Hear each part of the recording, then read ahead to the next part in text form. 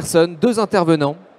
Amir Pacha Mirbaha, qui est expert de la sécurité matérielle, et puis Charles Reboul, qui est responsable des partenariats en recherche et développement. Ils viennent tous les deux de Grenoble INP et Zizar, qui est une école d'ingénieurs. Et on vous laisse la parole. Merci. Bonjour à vous.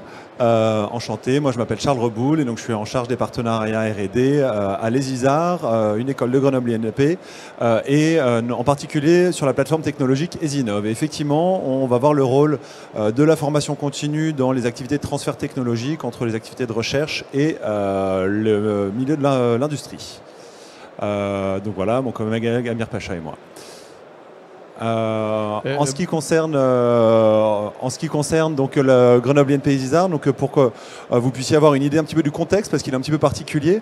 En fait, il y a un site académique universitaire à l'intérieur duquel on retrouve trois activités. C'est des activités de formation. On forme des élèves ingénieurs. Il y a à peu près 120 diplômés par an spécialisés en électronique, en système embarqué, en informatique et en réseau, avec une dominante transversale en cybersécurité. On retrouve des activités de recherche avec le laboratoire de conception et d'intégration des systèmes, le L6, qui du coup a 3 degrés d'expertise en radiofréquence, en modélisation de systèmes complexés, en sécurité. Et donc ils vont être des enseignants-chercheurs qui ont plus de 1000 publications aujourd'hui à travers différentes revues scientifiques. Et on a aussi les activités de transfert technologique via des projets collaboratifs et des collaborations contractuelles plus conventionnelles qu'on peut avoir via la plateforme technologique ESINOV. Yes. Et donc aujourd'hui on va plutôt se concentrer sur ces deux aspects, donc sur ESINOV et sur le L6, qui du coup seront vraiment les deux leviers du transfert technologique et en particulier de la formation continue. Parmi les activités qu'on retrouve chez ESINOV, il y a en particulier une grande expertise dans tout ce qui est CEM, compatibilité électromagnétique, radiofréquence. On va caractériser des antennes par exemple, faire tout ce qui est du dimensionnement 3D d'antennes, et aussi tout ce qui est expertise en cybersécurité produits et systèmes d'information, et les travaux du L6 qui représentent plus de 70 chercheurs, dont une petite moitié qui est dédiée à la sécurité. Et ce qu'on ne voit pas ici, ce qui est l'un des leviers importants de la collaboration en fait, entre le milieu académique et le milieu industriel, c'est une structure associative donc, qui n'apparaît pas là, mais qui permet vraiment en fait, aux entreprises en fait, d'aller collaborer contractuellement en fait, avec l'univers académique pour bénéficier justement du savoir-faire qui est créé. Vous pouvez voir ici des différents moyens qui sont mutualisés, donc vraiment entre les activités de transfert et les activités de recherche, où vous avez un certain nombre d'équipements liés à la compatibilité électromagnétique, au champ fort et à la caractérisation des antennes. Et côté cybersécurité, qui sont aussi issus des travaux de recherche et aussi donc des projets collaboratifs, des travaux vraiment de laboratoire, mais qui sont utilisés aussi dans les activités de transfert, donc vraiment de collaboration avec les industriels. Un robot qui permet d'automatiser par exemple des tests de sécurité sur des IHM, et deux bandes tests, deux bandes d'attaque qui permettent de faire des attaques par injection de faute ou des attaques par canaux cachés que mon collègue pourra vous développer plus tard. Et donc c'est comme ça en fait qu'on va se concentrer aujourd'hui sur justement la manière d'aller répondre aux enjeux industriels grâce aux travaux développés par le laboratoire. Oui. Bonjour, je suis Amir Pacha Mirbaha, ingénieur enseignant à l'ESIZAR. Je continue cette présentation. Alors, aujourd'hui, il y a une forte demande, c'est pour les objets connectés. Il y a plutôt des produits connectés. Et il y a tout le monde qui demande des produits connectés, quelle que soit une ampoule à la maison, une voiture connectée.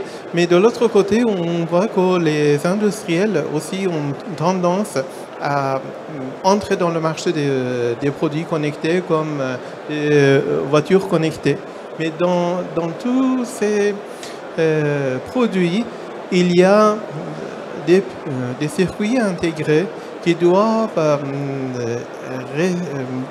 rester robustes à beaucoup de types d'attaques qu'on va voir ensemble.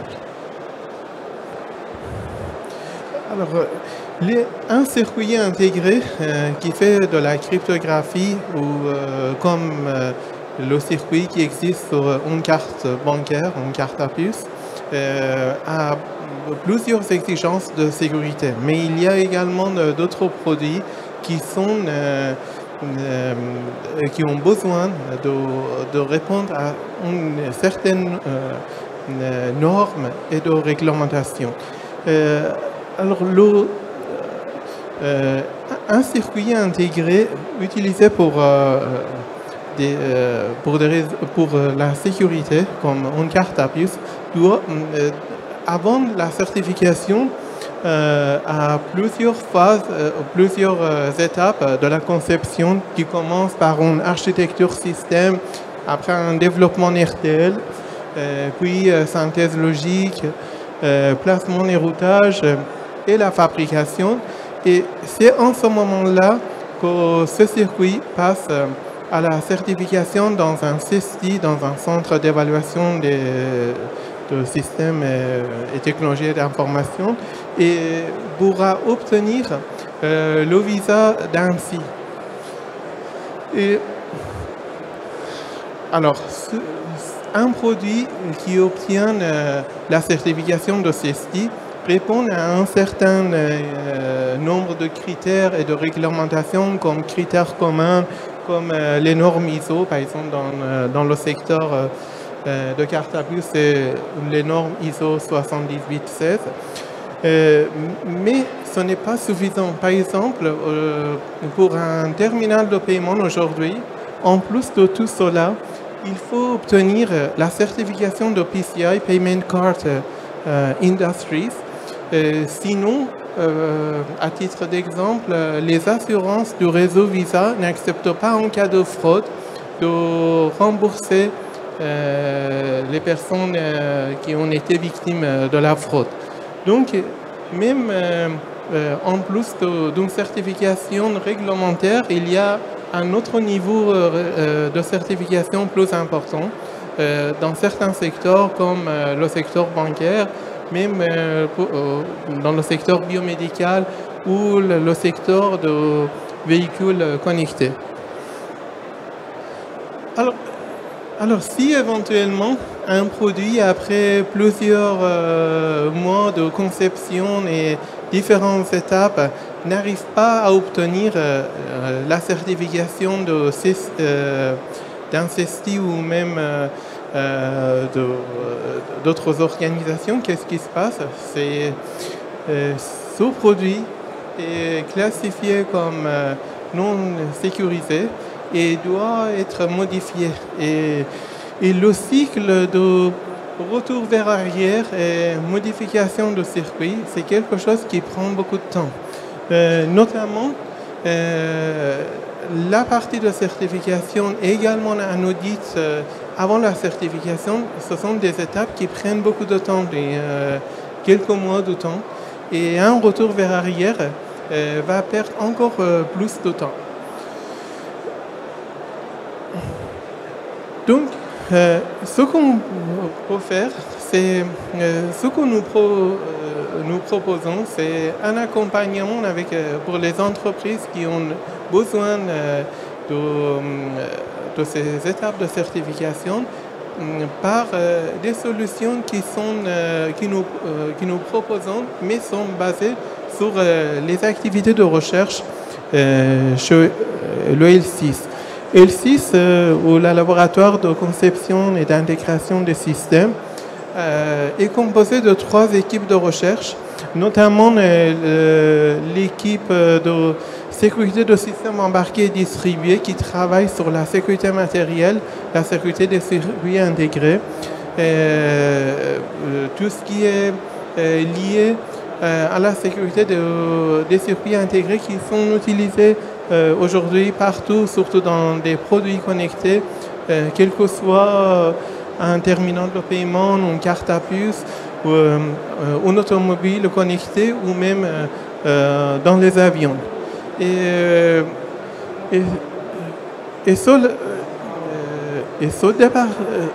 cette équipe de CT6 a plusieurs thématiques. Alors déjà, l'OIL6, c'est un laboratoire très connu dans le domaine de la sécurité de systèmes embarqués, avec supérieur à 1000 publications dans des revues avec comité de lecture et dans les conférences internationales. L'équipe CT6, c'est l'équipe la plus grande dans le laboratoire, avec environ une trentaine de chercheurs qui travaillent surtout autour de 5 thématiques. D'abord la thématique de la sécurité matérielle, afin que les circuits intégrés soient robustes aux attaques matérielles. C'est ce que je vais en parler dans les prochaines diapos. Et également dans la sécurité des logiciels, surtout les logiciels qui doivent répondre au temps réel. Dans le domaine des opérations et des interactions entre le matériel et le logiciel, dans les systèmes connectés sur des réseaux, et également les nouveaux protocoles et les nouveaux protocoles de communication, et finalement dans les applications pervasives. Quand je parle de la sécurité matérielle et des attaques matérielles, c'est plutôt deux grandes familles d'attaques. Les attaques par observation, qu'on les appelle en français attaques par canaux auxiliaires, ou en anglais side channel analysis, et les attaques par perturbation qu'on appelle attaques par injection de faute ou fault injection attacks. Et la première famille observe les phénomènes physiques, et la deuxième famille, par des perturbations physiques, essaye de créer un résultat ou un comportement fauté de circuit. Alors, la première famille, ou side channel analysis, observe toute fuite d'informations qu'on peut observer à partir du fonctionnement d'un circuit. En fait, quand un circuit fait un calcul, la consommation de circuit corrèle avec les données qui sont traitées, où le champ électromagnétique émis par le circuit correspond exactement aux données qu'il traite. Il y a aussi d'autres possibilités, comme l'analyse de temps de calcul. Par exemple, à titre d'exemple, si sur un produit, il est protégé par un code PIN, et l'algorithme de vérification du code PIN n'est pas bien implémenté de façon sécurisée. Ça veut dire, par exemple, comme dans cet exemple, vérifie les chiffres un par un dans une boucle. On peut voir que dès qu'il y a un chiffre erroné, l'algorithme sort de la boucle et répond beaucoup plus rapidement qu'attendu. Et c'est comme un jeu chaud-froid. Quand il y a par exemple 3 chiffres qui sont corrects, on obtient une réponse plus tard que quand il y a des premiers chiffres a été saisi de façon incorrecte. Et donc, en attaquant mal intentionné, en vérifiant le temps, pour le temps de réponse de produit par rapport aux différents pins qu'on entre, pour deviner le code PIN. Les attaques par injection de faute ou par perturbation. Par contre, sont des attaques qui sont très actives, ne sont pas passives. On utilise, comme moyen d'attaque, il y a un banc laser ou un injecteur d'impulsion électromagnétique qui sont utilisés, où l'horloge est intentionnellement modifiée afin de créer une erreur. À titre d'exemple, comme dans sur le produit qui fait qui a besoin d'une vérification par code PIN, sur le même algorithme, si vous voyez, si éventuellement il y a un choc électromagnétique au bon moment qui fait un saut d'instruction, cela pourra donner la possibilité à un attaquant d'entrer dans le système avec n'importe quel code PIN. Parce que le moment où il faut vérifier le code PIN, un choc électromagnétique empêche le circuit à faire fonctionner correctement et un saut d'instruction arrive. Cela est tout à fait faisable sur n'importe quel microcontrôleur qui n'est pas protégé, qui est dans le commerce. Par exemple, ça c'est une architecture ARM et c'est quelque chose de très très facile à faire. Mais par contre, les produits sécurisés sont tous protégés par des contre-mesures contre ce type d'attaque. Après, oui,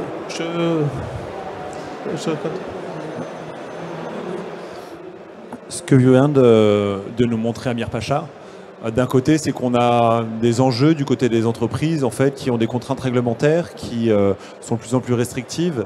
Il y a la possibilité de réaliser des attaques qui sont finalement pas si compliquées que ça. En revanche, les contre-mesures, elles sont pas si faciles à implémenter. Donc ça, c'est vraiment les enjeux du côté des entreprises. Et en parallèle, vous avez des univers de recherche type laboratoire académique comme le L6, où il y a des équipes qui sont spécialisées justement sur la sécurité du matériel, sur la manière de concevoir de manière sûre en fait ces différents systèmes et ces différents matériels. Et en l'état, en fait, l'entreprise ne peut pas bénéficier justement de savoir-faire parce que par définition, elles font son travail d'entreprise et le labo fait son travail de recherche. Et c'est là en fait où il y a l'importance en fait d'une plateforme technologique académique type Esinov pour laquelle on travaille, donc au sein de Grenoble INP et Isar.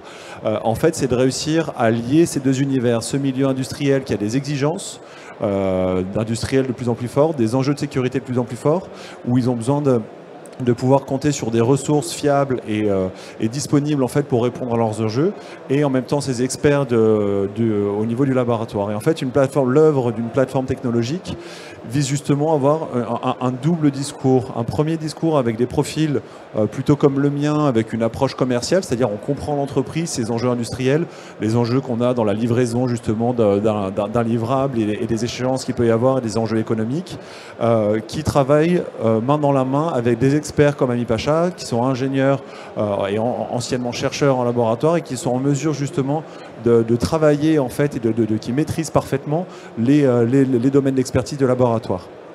Et donc en fait, c'est en joignant nos forces entre justement cette vision d'entreprise et cette expertise laboratoire qu'on est capable par la formation continue en particulier, de répondre aux enjeux des entreprises et de manière plus générale, en fait, au transfert technologique. Alors, donc,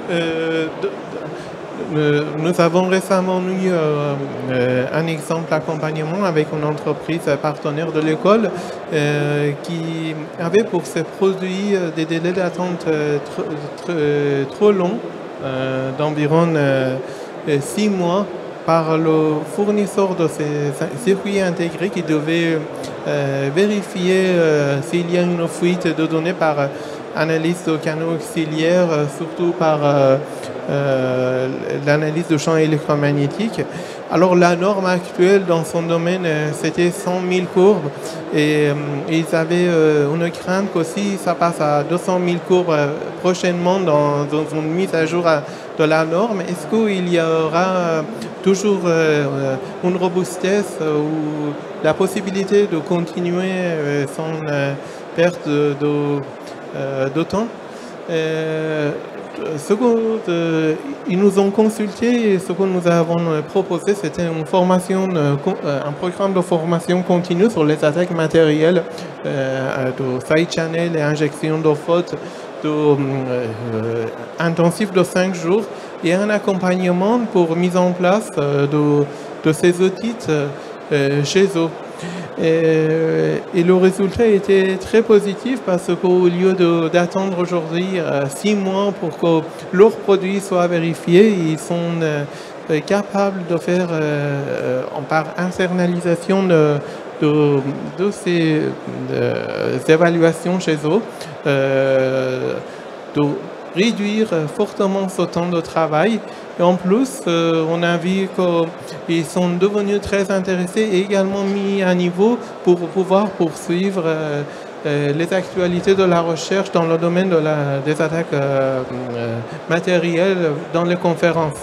En fait, je dois préciser que ces personnes étaient des ingénieurs de développement, n'étaient pas du tout ingénieurs de sécurité.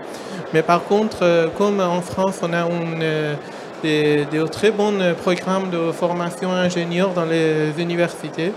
Ils étaient de très bons ingénieurs qui ont pu suivre pendant ces 5 jours les attaques matérielles et également se mettre à niveau.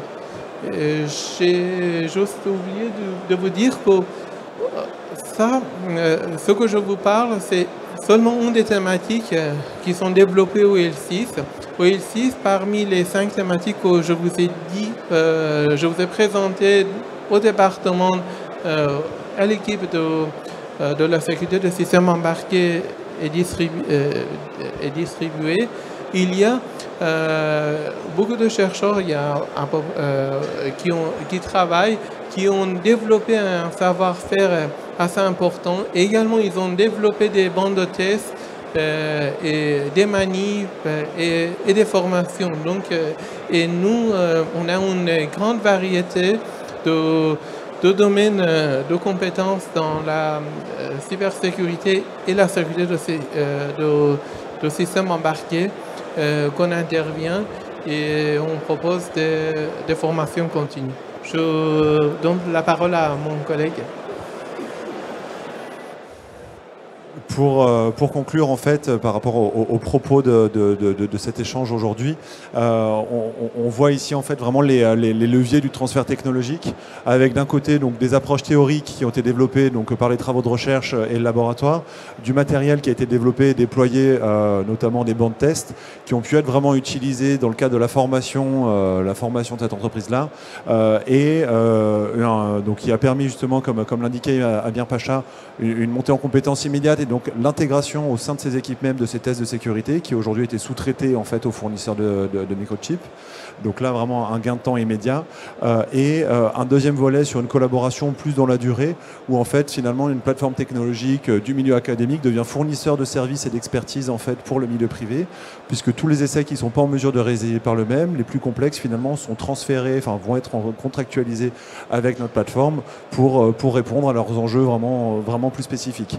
Et donc là, ce qui leur permet de réduire la dépendance qu'ils ont vis-à-vis de leurs fournisseurs et ce qui leur permet vraiment d'accélérer leur cycle de développement. Voilà. Merci à vous.